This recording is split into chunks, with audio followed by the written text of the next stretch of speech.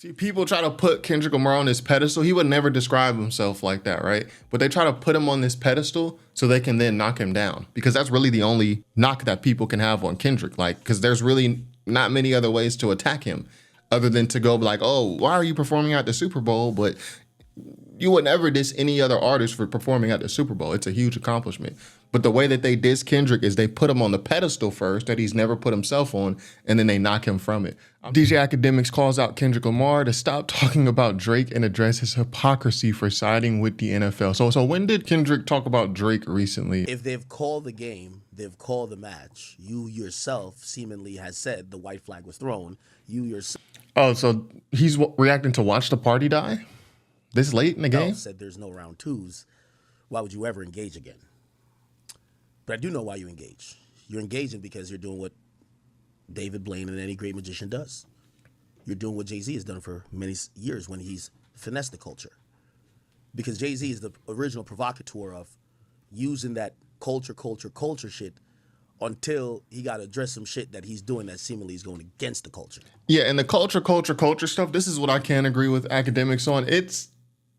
I think we should pick a different word or at least explain what we mean when we say the culture. Because it's just a word that gets thrown around so loosely. I think it's starting to lose its meaning, losing the depth of what it meant when we said the culture, like back in 2017, 2018. It's kind of a lot watered down than at least when it originally used it. I actually try not to even use that word anymore. It's getting kind of cringe to me.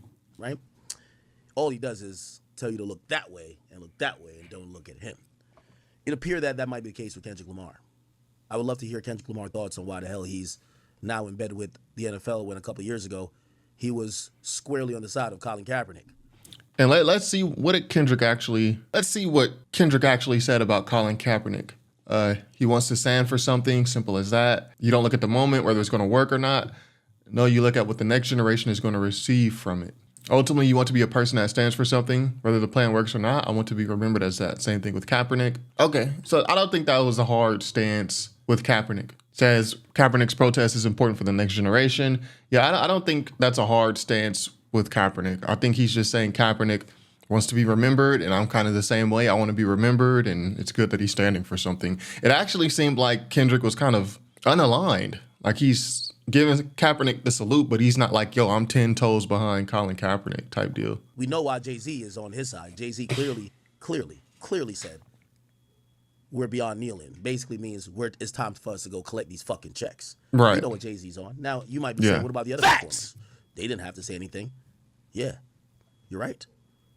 Rihanna was a hypocrite. 100%. Was then, still is.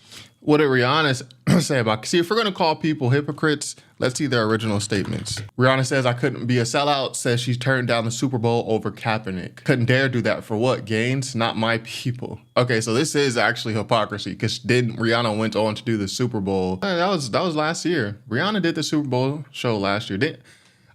I thought that was Usher. We don't expect anything from her. Number one, she's a woman. Number two, she's never really made any... Number one, she's a woman. That's no excuse.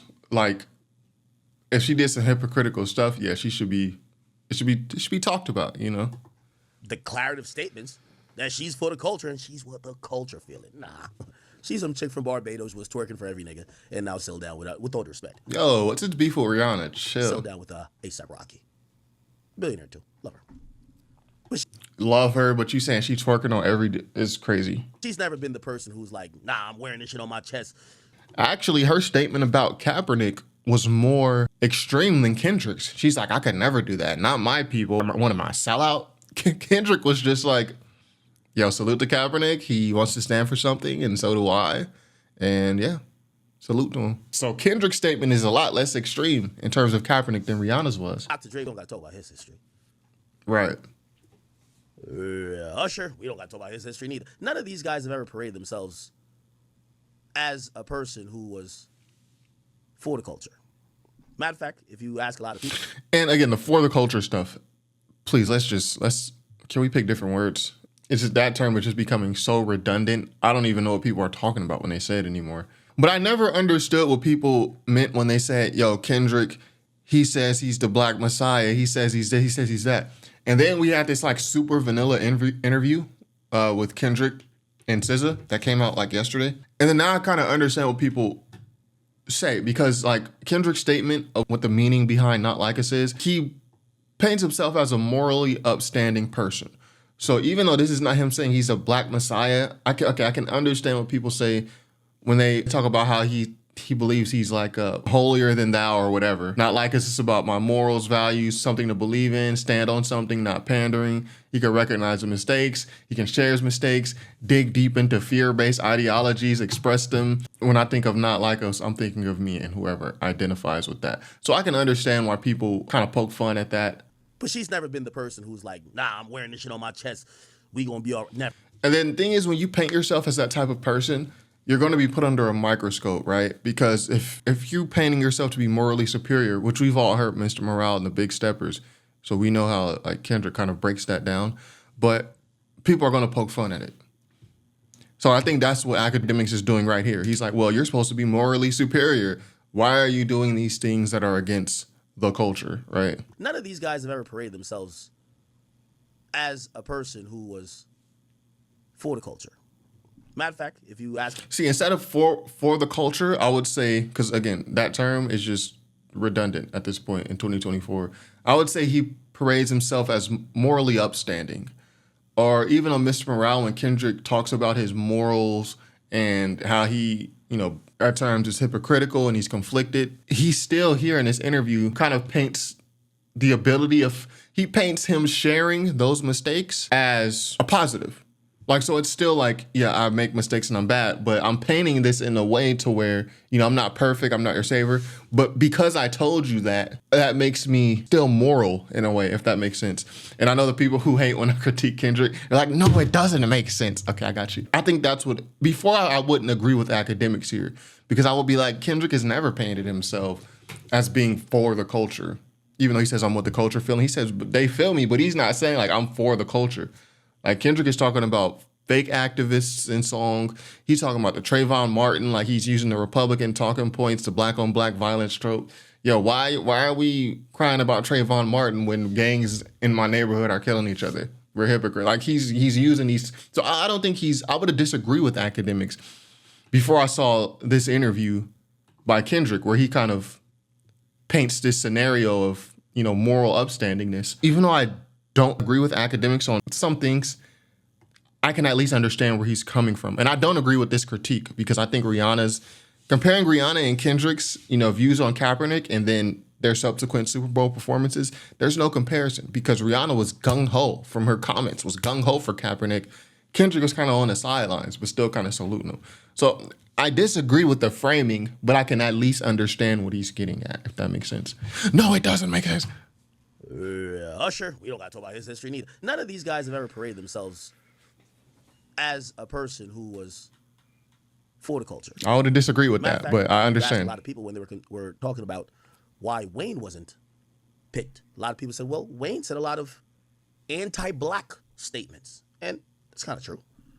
Wayne. Well, again, Kendrick Lamar has a Trayvon Martin bar. Well, it's not. I don't think Wayne wasn't picked because he said anti-black statements. I just don't think he's a good performer. I don't think he's particularly hot or popular right now. Wayne he's been on record dissing Jay-Z, so that's not ever going to work. And didn't seem to care about police brutality because he was rich and he was doing his thing. He didn't care about certain things because of the position he was in. He didn't seem to identify with other people that looked like him because of his financial status. Cool. But remember, Kendrick was always different. Kendrick is the chosen one. He's the golden boy. He's hip-hop Jesus. See, people try to put Kendrick Lamar on this pedestal. He would never describe himself like that, right? But they try to put him on this pedestal so they can then knock him down because that's really the only knock that people can have on Kendrick. Like, because there's really not many other ways to attack him other than to go like, oh, but why are you performing at the Super Bowl? But you would never diss any other artist for performing at the Super Bowl. It's a huge accomplishment. But the way that they diss Kendrick is they put him on the pedestal first that he's never put himself on, and then they knock him from it. I'm just saying, like, flowery comments like this, though, do not help Kendrick Lamar because it kind of aids to what they're saying. Or you're supposed to be a man to represent morals, values, believe in something, not pandering, fear-based ideologies, expression. Like, you're supposed to be this type of guy, but then you're doing this type of stuff. So I don't think like comments like this helps that. I don't think it helps Kendrick in that way. But I also don't think Kendrick really cares too much about what Akademiks is saying about him. I just want to know how the hell he go from rocking with with Colin, saying he's right. He's standing for a cause, to now accepting the halftime performance headliner spot. And it's not only accepting it, trying to speak about everything. We don't want to hear you talk about Drake no more, nigga. We don't want to hear you talk about the fake industry dudes, the media. I want to hear him talk about Drake. Let's talk about it. Niggas, talk about why you have changed your stance, seemingly.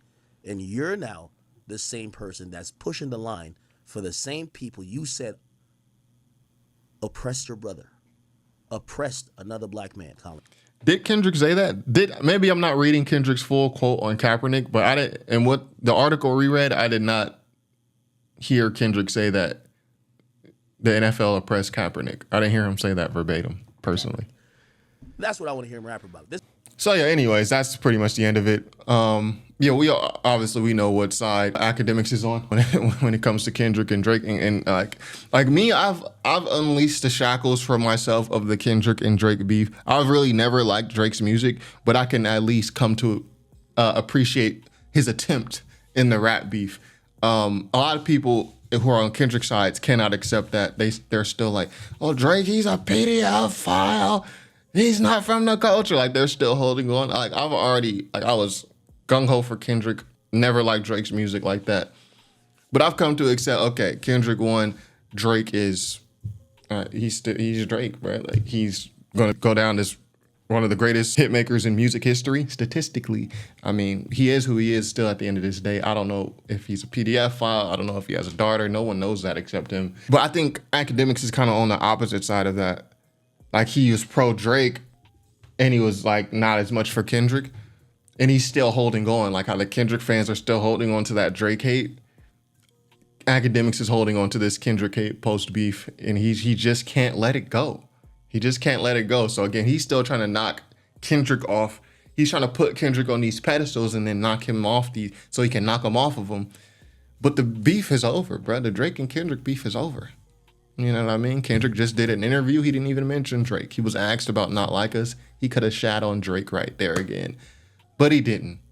And Drake doesn't seem to want any more issues with Kendrick, so just let it go, Ak.